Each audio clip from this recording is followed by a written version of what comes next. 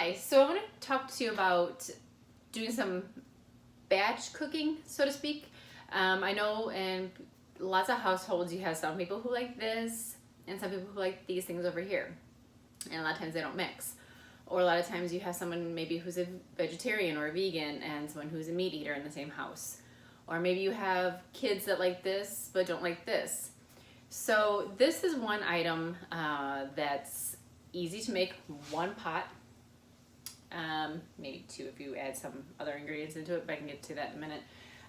It's just a soup, just general soup.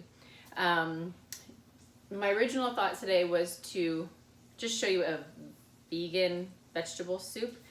Then I decided that, you know what, we're going to talk about how to cook multiple ways. So in our household, I eat a lot more vegetables than my significant other and my child. They both eat vegetables. I just like to consume mass quantities more than they do. My palate, I crave vegetables. If I don't get them within X amount of hours, my body literally just starts to crave, I want a salad, or something like that. So I want to show you, this is one way that you can create a vegetable or vegan soup, and then how to make it into a vegetable soup with, let's say, for example, beef. Earlier, or actually last night, I put in 2 roasts into my crock pot and seasoned it. I put some dill, mint, sage, garlic, salt, pepper. Let it cook overnight, so literally this morning it would fall apart and just pull it apart really easy. So I have that done, and I have the stock left from that, making that beef, which is great for this situation. Then now what I'm doing is just creating the base for all the vegetables. So a vegan / vegetarian, whichever you want to do. And for us, or for right now, what all I've done so far is I put celery and onions in the pot. I don't put carrots in this because I'm making a keto version of this. So I don't put any carrots in it. If you want to add carrots, then you're not gonna have keto, but that's okay. It's up to you. It's to how you and your family eat. So right now I just have celery and onions. Cook them down just a little bit so they start to get a little translucent in the onions and the yellow onions, or at least the celery gets a little softer, because biting into a big piece of celery with all that crunch and then everything else is kind of cooked thoroughly, you kind of want to have more of the consistency. When you're cutting your vegetables, another thing is make sure that they're more bite-sized pieces so you can have multiple flavors on your spoon at once. So make sure they're a little cut up a little smaller. So my next ingredient is going to be red cabbage.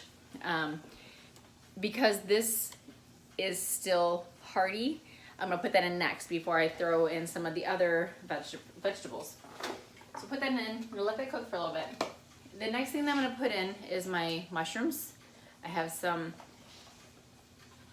bok choy after that.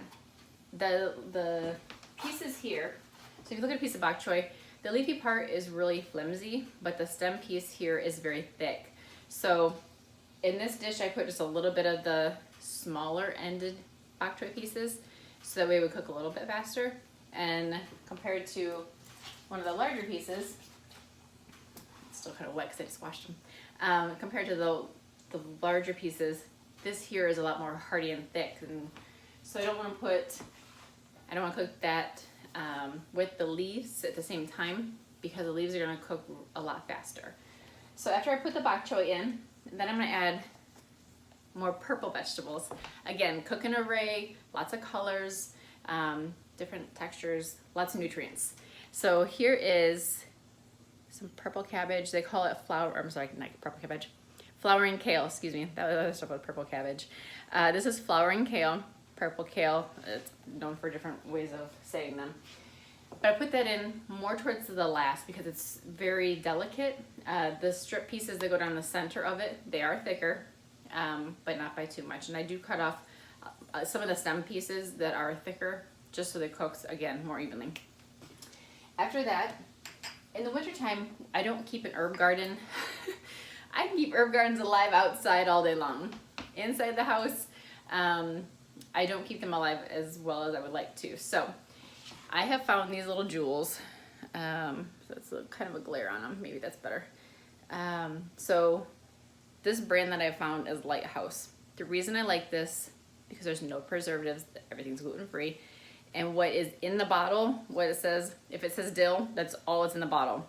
Mint, it's mint. There's nothing else in this. So, great flavors. And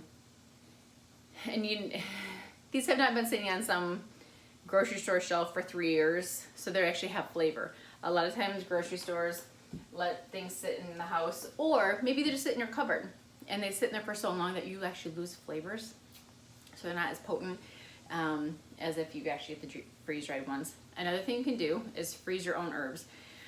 We do that at the very end of the season. We take whatever herbs that we have left in our garden and we just wash them, let them air dry, and then put them in a bag and freeze them. That allows me to have herbs in the winter months, which I absolutely love, but I've gone through them all already. So, unfortunately, fortunately, but then unfortunately, we went through them already. So, I resort to this instead of getting just things that are just sitting on the grocery shelves. So anyway, so those are my 3 herbs that I'm gonna put into the soup. Then I'll also add my garlic. I don't add it in until a little bit later. And then salt and pepper. So if you're going to do just the vegan dish, you can buy just vegetable broth. If you've cooked vegetables throughout the day, or if I had done other meal prep in the daytime and made some vegetables, you can use that as your broth. If you don't have it, that's always a nice substitute, or you can just keep in your pantry for, you know, a situation like that if you don't have any from previous uses. So once I do all of this, I have my vegetable soup or my vegan soup, which is great. Now, for my significant other who likes to have beef, what I can do is introduce the beef stock that I cooked my beef into today and add that in for him. Like, I'll take my portions out first, I should say that. I should take my portions out first of what I want out of here, and then I'll put his beef stock in, and then I'll add the beef in, cook it for a little bit longer, just so the flavors start to go together, and then plate his. And that's all you have to do, and that's one pan. Like I said before, the crock pot is what I made the beef in earlier, so I technically have 2 pots to clean. But regardless, I've made 2 meals using the same once the beef is cooked. So this is just one way to kind of reduce your amount of stress. A lot of times people don't like to cook healthy food. I actually talked to a woman the other day when I went to go grocery shopping, and she's like, oh, I want to come to your house for dinner. All this delicious food, all this healthy food looks so good. What are you making? Da da da da. So, well, do you cook? She's like, yeah, but it's just too much work to cook healthy.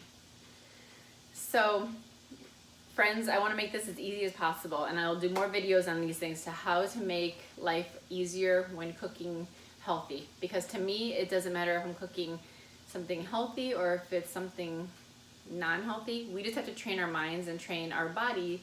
I shouldn't say our body, our minds and our skill level to create things that we like that are unhealthy. I'm going to do a video on breading, because I know a lot of people like fried chicken, or they just like to have breaded chicken, or they like to have breaded pork chops or something like that. You can do breading. I don't want to say it's a bread because it's not a bread, but it is a crusted or item that you can put on the outside of your proteins. So there are so many ways that we can make our traditional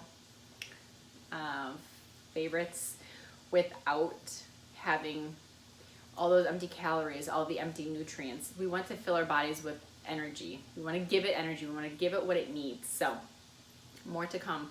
But today, hopefully this video has helped. Hopefully you'll get some more ideas as the week goes on and the months go on. So if there's something that you would like me to try to help you recreate, let me know. I've done that for other people. Hey, I like this, but you know, how can I make it a little healthier? So drop me a message. Love to help.